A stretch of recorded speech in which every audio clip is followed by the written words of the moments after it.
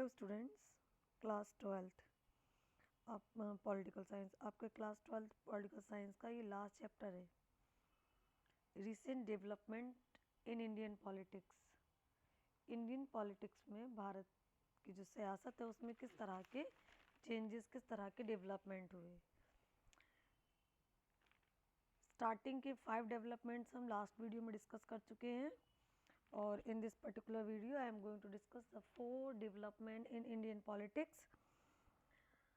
Four development क्या है? A number of events culminated in the demolition of the disputed structure at Ayodhya known as the Babri Masjid in दिसंबर 1992। कुछ इस तरह के events हुए बहुत सारे, जिसमें से एक अयोध्या का भी मामला है जिसको बाबरी मस्जिद डिस्प्यूट के नाम से जानते हैं। बाबरी मस्जिद को जो डेमोल्यूशन हुआ था, डेमोल्यूशन यानी कि उसको जो डिस्प्यूटेड ढांचा था गिरा दिया गया। ये इवेंट सामने आया था दिसंबर 1992 में। This event symbolize the triggered various changes in politics of the country. इस इवेंट की वजह से, इस डेमोलिशन की वजह से इंडियन पॉलिटिक्स में बहुत सारे चेंजेस देखने को मिले and intensified debates about the nature of Indian nationalism and secularism. और इस डिमोलिशन की वजह से, यानी कि बाबरी मस्जिद डिमोलिशन की वजह से देश में जगह जगह डिबेट्स हुई और उस डिबेट में जो टॉपिक था वो यही था कि बेसिकली इंडियन नेशनलिज्म क्या है, सेक्युलरिज्म क्या है। क्योंकि सेक्युलरिज्म का मतलब होता है कि हमारे देश में जितने भी धर्मों के लोग हैं वो सब बराबर हैं और तमाम धर्मों के लोगों को सेक्युलर हैं अपनी धार्मिक प्रैक्टिसेस को अपने हिसाब से करने के लिए। दूसरी जो बात कही गई है इसमें, इंडियन नेशनलिज्म, राष्ट्रवाद क्या है? इंडियन नेशनलिज्म का मतलब ये है कि हम किसी पर्टिकुलर धर्म का जो भी उनका रिलीजियस सेंटिमेंट है और उनकी जो धार्मिक स्थल है उसको ख़त्म कर दिया जाए, गिरा दिया जाए। ये कुछ क्वेश्चन थे क्योंकि बाबरी मस्जिद डिमोलिशन ये पॉलिटिक्स का एक मतलब हिस्सा था। और आज भी हम ये देखते हैं कि हमारी पॉलिटिक्स में हिंदू मुस्लिम मेन पॉइंट होता है वोट कलेक्ट करने का।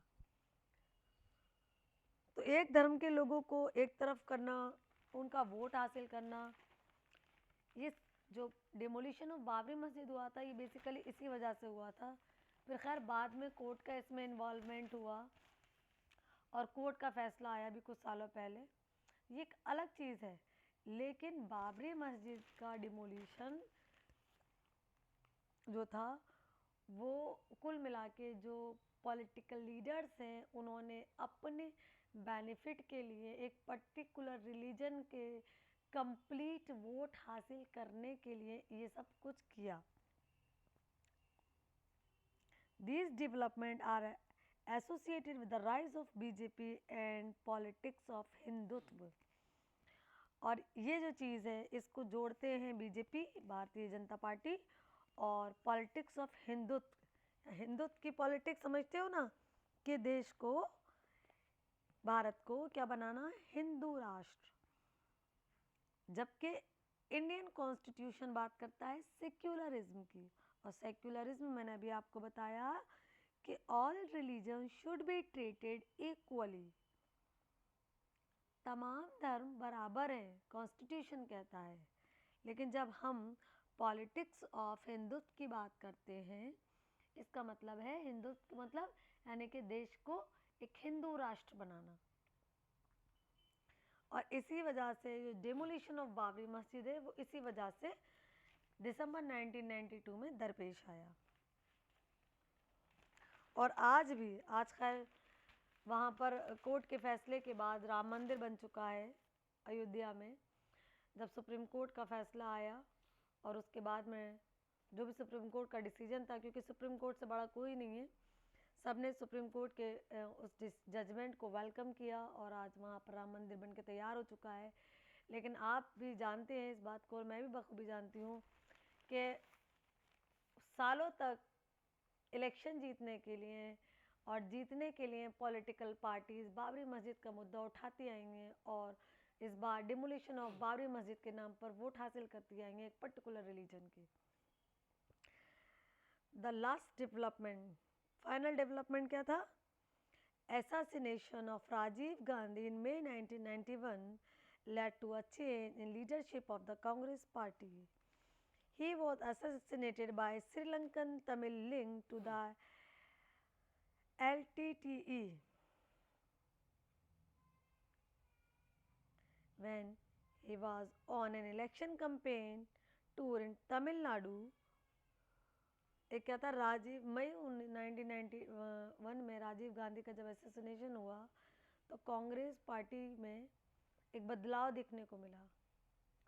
इस चीज़ को हम इससे भी जोड़ते कर देख सकते हैं कि श्रीलंकन जो तमिल थी, और जब तमिलनाडु में राजीव गांधी इलेक्शन कैंपेन के लिए गए तो राजीव गांधी के वहाँ पर इलेक्शन कैंपेन को इस चीज़ से जोड़कर देखा गया। In the election of 1991 Congress emerge as the single largest party.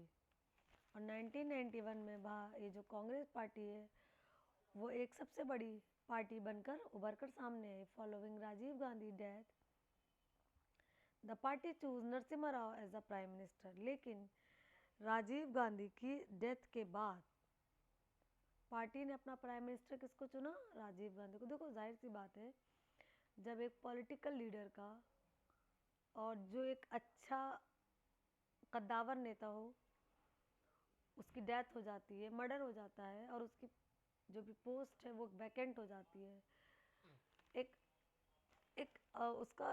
तो उससे एक कद्दावर नेता के डेथ हो जाने से पूरी पार्टी पर उसका असर पड़ता है, पूरी पार्टी में रद्दोबदल होता है। तो राजीव गांधी की डेथ के बाद कांग्रेस पार्टी में बहुत सारे चेंजेस देखने को मिले। डेथ हो गई तो फिर नरसिम्हा राव को, क्योंकि प्राइम मिनिस्टर तो कोई ना कोई होगा, तो प्राइम मिनिस्टर चुन लिया गया किसको? नरसिम्हा राव को। तो एक बदलाव ये देखने को मिला इंडियन पॉलिटिक्स में, ठीक है।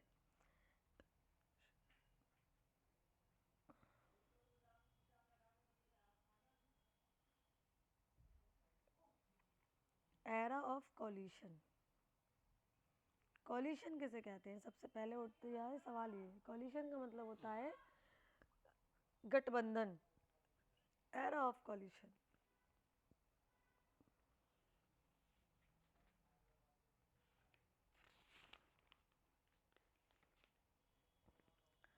Election in 1989 led to the defeat of the Congress party but did not result in a majority of any other party। 1989 में जो इलेक्शन हुए थे उसमें कांग्रेस पार्टी की हार हुई थी, लेकिन कोई दूसरी पार्टी भी ऐसी नहीं थी जिसको मेजोरिटी मिलाई हो। कांग्रेस तो हार गई थी, लेकिन कोई सेकंड पार्टी है, कोई दूसरी पार्टी ऐसी नहीं थी जिसने इलेक्शन में मेजोरिटी हासिल की हो। Though the Congress was the largest party in the Lok Sabha, क्योंकि कांग्रेस लोकसभा में एक लार्जेस्ट पार्टी थी, it did not have a clear majority. और लेकिन इलेक्शन में कांग्रेस को क्लियर कट मेजोरिटी या मेजोरिटी का सपोर्ट नहीं मिला। Therefore it decided to sit in the opposition. Congress ने डिसाइड किया कि अब वो अपोजिशन में बैठेगी। The national front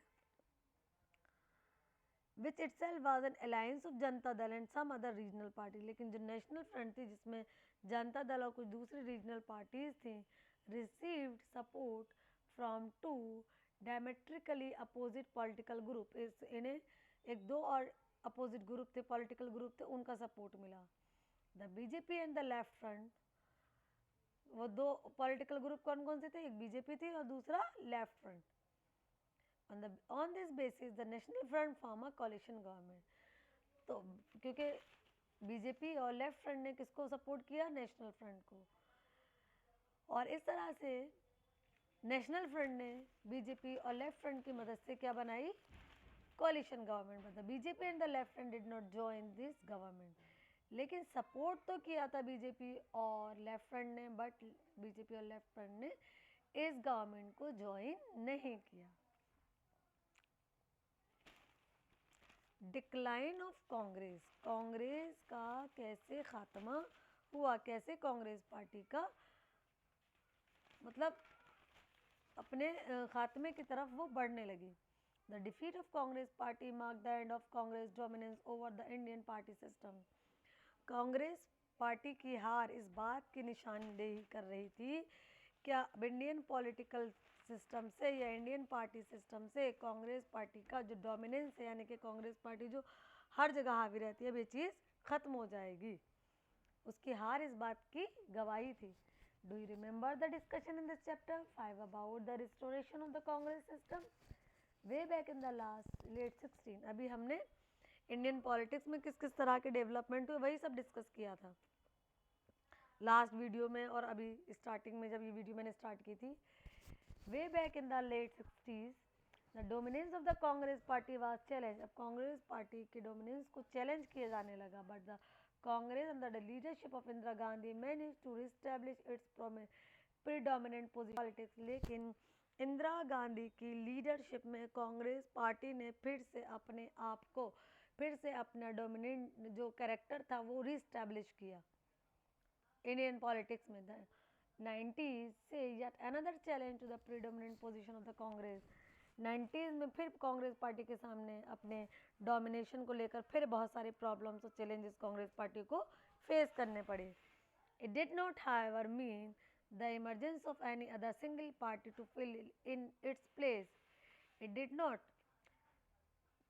however mean the emergence of any other, कोई सिंगल पार्टी ऐसी नहीं थी दूसरी जो कांग्रेस पार्टी की जगह ले पाती।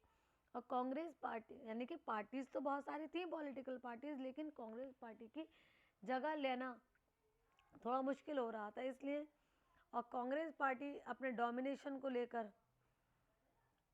उसको अपने आप को दोबारा से वो रीस्टैब्लिश कर रही थी, क्योंकि उसका डोमिनेशन जो है ना वो कहीं ना कहीं ख़त्म हो रहा था। Thus begin an era of multi party system, और यहीं से शुरुआत होती है मल्टी पार्टी सिस्टम की। To be sure a large number of political parties always contested election in our country। हम जानते हैं कि हमारे देश में मल्टी पार्टी सिस्टम है। मल्टी पार्टी सिस्टम का मतलब होता है कि दो से ज़्यादा पॉलिटिकल पार्टीज जो है वो इलेक्शन में हिस्सा लेती हैं। पॉलिटिकल पार्टीज इलेक्शन में हिस्सा लेती हैं। Our parliament always had representative from several political parties, और हमारी जो पार्लियामेंट है, जो सदन है, उसमें अलग अलग पॉलिटिकल पार्टीज़ के रिप्रेजेंटेटिव हमेशा बैठते हैं। यानी कि जब भी पार्लियामेंट का सेशन चलता है तो वहाँ पर अलग अलग पॉलिटिकल पार्टीज़ के जो रिप्रेजेंटेटिव अलग अलग कॉन्स्टिट्यूंसीज से चुनकर आते हैं वो वहाँ पर बैठते हैं सेशन में। What happened after 1989 was the emergence of several parties in such a way that one or two parties did not get most of the votes or seat। 1989 के बाद जब बहुत सारी पॉलिटिकल पार्टीज़ को और कई पार्टीज़ को जब वन और two parties did not get most of the vote, जब उन्हें बहुत ज़्यादा वोट या सीट्स नहीं मिली, यानी कि जब किसी भी पॉलिटिकल पार्टी को क्लियर कट मेजॉरिटी नहीं मिलती या उसकी उतनी सीट्स नहीं होती जितनी के सरकार बनाने के लिए चाहिए, तो ऐसी कंडीशन में पॉलिटिकल पार्टीज एक दूसरे को समर्थन देती हैं और कोलिशन गवर्नमेंट बनाती हैं। This also means that no single party secured a clear-cut majority of seats in the Lok Sabha election। तो 1898 का जब लोकसभा इलेक्शन हुआ था तो उसमें किसी भी पार्टी को क्लियर कट मेजॉरिटी नहीं मिली थी, और ऐसा 2014 तक चलता रहा। यानी कि 2014 तक 1989 से 2014 तक जितने भी लोकसभा इलेक्शन हुए उसमें किसी भी पॉलिटिकल पार्टी को क्लियर कट मेजॉरिटी नहीं मिली। This development initiated an era of coalition government, और यहीं से शुरुआत होती है कोलिशन गवर्नमेंट की at the centre, in which regional parties play a crucial role in forming the ruling alliance। Coalition government में जो रीजनल पार्टीज होती हैं वो एक बहुत इंपॉर्टेंट रोल प्ले करती हैं गवर्नमेंट बनाने में। But in 2014 and 2019 Lok Sabha election the BJP got clear majority on its own.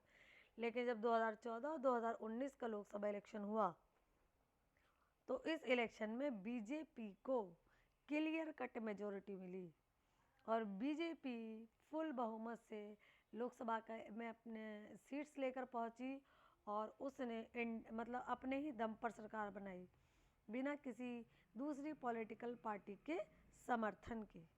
Okay, next topic I will discuss in next video. Okay, thank you very much.